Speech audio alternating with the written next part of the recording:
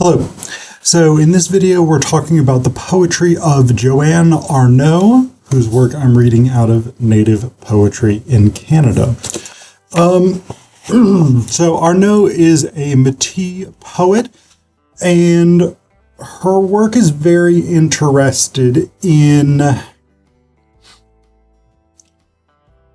issues of sort of suffering, violence,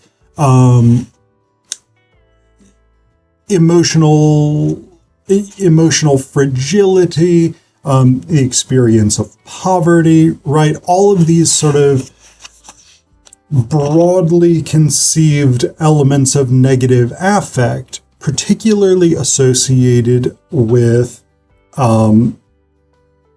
girlhood in patriarchal societies, in societies that, to greater or lesser extents, normalize violence against women, and indigenous experiences within settler, colonialist, and capitalist societies. So one of the things that I do want to talk briefly about to start with Arnott's poetry is not all of her poetry, but some of her poetry is formally experimental, which is always interesting. I'm not really a huge fan of experimental poetry by and large. It's not what I prefer to read. It's not what I write when I write poetry, but it is interesting. So, for instance, this poem, Wiles of Girlhood, is a sort of interconnected series of prose poems, each of which has its own title. So the first one is Garbage, the second one is Elephant Pants, The Fight, Flying, Phantoms, The Fire, Dysfunction, and Enchantment, right? So it's a set of prose poems, and prose poems are a weird genre because they straddle the line between poetry and prose, right? So it's sort of basically you can think about it either direction, I suppose. It's either a piece of prose that is written like a poem without line breaks, or it is a poem that takes the form of prose. So in this case, paragraphs, right? You can see the structure here. And each of these deals with these sorts of elements of suffering, of shame, of violence, victimhood, whatever it is. Another experimental poem that uses a kind of similar format, but a bit more sort of developed, is this one, Like an Indian Struggling with Ogres, which you can see again is these prose paragraphs broken up with subtitles. So again, this is a form that Arnott is interested in, and I think there's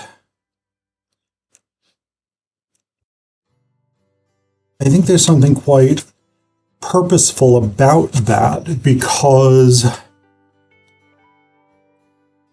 there's a solidity to a prose poem that a poem in verse does not have visually, right? When you look at a paragraph, especially a long paragraph like the ones in Like an Indian Struggling with Ogres, right? These longer paragraphs, they look very solid. They look very sort of resilient. And yet, what we get in these poems is these sorts of experiences of pain, of fragmentation, etc., etc. So I'm going to read you a couple of her poems. I'm going to read you a couple of the verse poems, but they deal with these similar types of themes to what Arnott's sort of overarching body of work deals with. So I'd say they're representative of the kinds of poems of pain that Arnott tends to write. So the first one I'm going to read you is about emotional pain. It's called In My Dance Class. Because I need not hold my pants up any longer, the quiet oppression of ill-fitting clothes, she told me, my alignment had so much improved since she'd given me the leotard.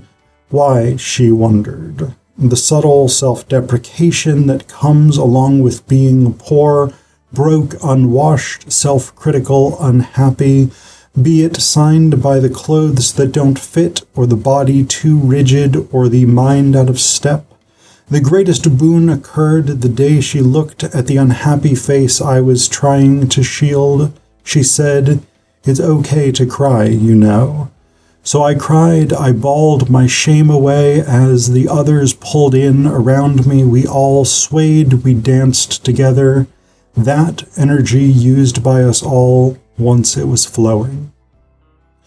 So again, this is basically about emotional suffering, emotional pain, emotional torment, and these sort of lack of self-esteem, this kind of thing, right? And it's very straightforward in terms of being about that, but there is also that sort of possibility of healing, which is centered in community. Even the sort of gesture of being given this leotard carries with it the invocation of that shame, right? That sense that, yes, having the leotard has made it easier for you to dance well, whatever it is, but you only have that because someone was charitable, right? That somehow is a gift that you would not otherwise have, that you would not maybe otherwise deserve. And so it has that sort of element. And this is, of course, one of the big problems with private charity, right? Is that it is the ostensible graciousness of the giver. And since private charity often comes with forms of recognition, that is not, it is not sort of neutral or sort of uplifting in the way that the construction of a community that genuinely provides support, encouragement, equity, and I would say both emotional and material benefits for the members of that community is, right? So what we get at the end, that energy used by us all once it was flowing, right? These last three lines, that sort of idea of when you construct a community that is supportive, that is beneficial, that raises people up, that works collaboratively to resolve problems, that this actually benefits everybody, not just the person who most overtly or most obviously experiences the problem. It benefits the entire community. Everybody who is brought into that space does better in that sort of world. And I think this is a very traditional Indigenous North American insight, right? Many, many, many nations, tribes, bands in at least sort of northern part of North America, right? The sort of eastern woodlands area through Canada and the Great Plains have had these very communal cultural, and I don't know that that's not true of like Southwest, whatever it is, into Mexico, into Latin America. I don't know as much about those cultures. But in the northern part of North America, many, many indigenous cultures have had this communal ethos. And so I do think there's an element here that's presenting that as a possible counterpoint to the individualized suffering under settler colonialism and capitalism. So the other one I'm going to read you is called The Shard. And this one is, again, about emotional suffering, but also about physical suffering and the self-destructive impulses that come from that emotional suffering, but also sort of tying that to experiences of beauty, of the aesthetic. So I think it's a very interesting poem. This is The Shard. I found a piece of glass on the sidewalk. It glittered brightly in the noonday sun.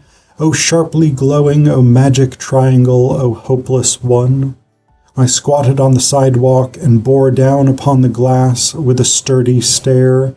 In its mirrored side, I saw the wrists of my many best friends marked with thin, unsuccessful white scars that spoke of despair and the impotent, thwarted rage of young women. Oh, sharply glowing, oh, magic triangle, oh, hopeless one. Its brilliance leapt out from the sidewalk, surrounded by a dull pedestrian gray, the piece of glass, the struggling fragment, the shard. Oh, sharply glowing, oh, magic triangle, oh, hopeless one. So again, we're dealing with these sorts of issues of beauty of this exceptional thing in the world, right? And this is often a thing that poets do. You choose a small thing, a moment, an object, whatever it is, that stands out from sort of the banality of everyday life, and you affix to that meanings and emotional resonances. Wordsworth's clouds, for instance, right? These sorts of things. And I think what Arnott is doing here is a really interesting one because it fixes beauty to this shard of glass, but that beauty is also aligned with suffering, with